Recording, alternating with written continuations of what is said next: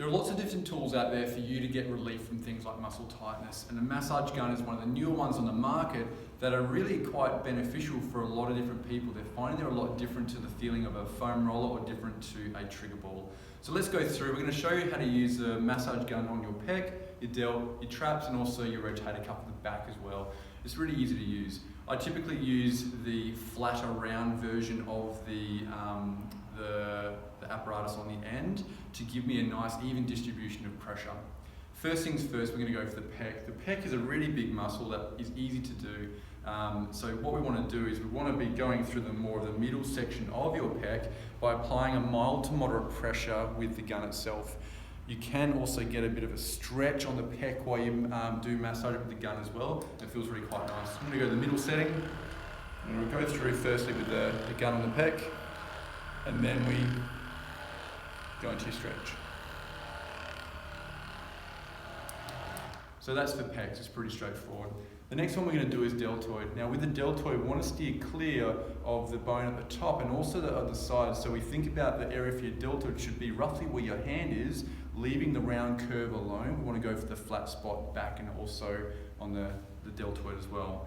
So we go to the medium setting again, nice and light through deltoid. Don't really have to do the front too much, it's where your bicep tendon lives.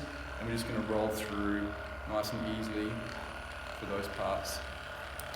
If you do go too low, you'll hit a bit of bone, so make sure you don't go too low. If you do go too high, you'll hit some bone as well. We want to get solely on the middle of the muscle alone, okay?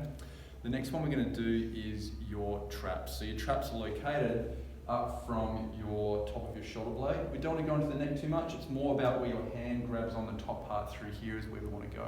Stay clear of the front, stay clear of the collarbone, and also the shoulder blade bones in the back as well. So we're going to reach over with this one, and I can apply a little bit of assistance with the arm to hold it there in the place to get the right pressure. So medium setting again.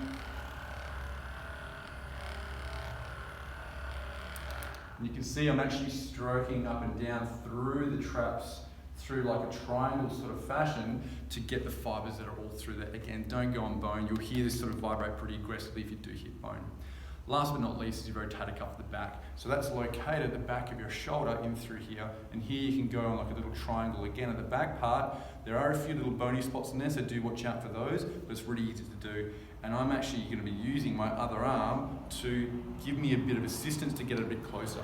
So medium setting, give yourself a bit of a stretch with the arm, and you can easily apply pressure on the back part of that shoulder with the gun. And it feels quite comfortable as well. So we don't press hard to cause pain, we want to cause a vibration in the muscle. So that's why I typically use a low to medium setting with the smaller muscle groups in through here. Use the right attachment for you. I'm a bigger guy, so I use one that's a bit broader. Be careful of pressing on things like tendons and also bones. Stay clear of those guys. You shouldn't have any pain when you use your massage gun. If you do, please give us a question, come and ask us and we'll tell you how to use it properly. Give it a shot, they're really actually nice to use.